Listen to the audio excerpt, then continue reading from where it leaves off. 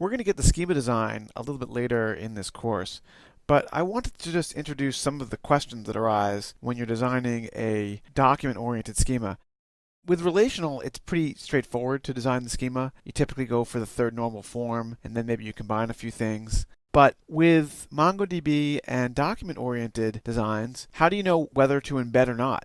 For example, in the schema that we finally decided on for this problem, the posts collection had a tags array right inside it. And the tags array had tag names that potentially might be duplicated across the different posts. So why embed that versus put it into a separate tags collection? You can have the same question for the comments. Why did we embed those versus have them in a separate collection? And the answer is because they're typically accessed at the same time you access the posts. It's very rare that you would need to access the tags independently of accessing a post, or access the comments independently of accessing a post.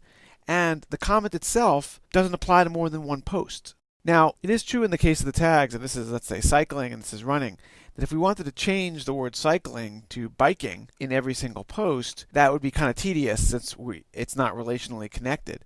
But this is an unusual change to make, something you're not going to make all the time. And so it makes sense that you would put these tags directly into the post collection itself. And generally, when you're deciding whether to embed or not to embed, it's going to be the way you access the data that's going to guide that, along with some other practical considerations. For example, a MongoDB document can't be more than 16 megabytes. So if you were going to have more than 16 megabytes of comments, which would be extremely unusual, then you'd have to put the comments themselves into a separate collection. So now it's time for a quiz. In which scenario is it impossible to embed data within a document? That is, in which scenario do you have to put the data in a separate collection? Check all that apply.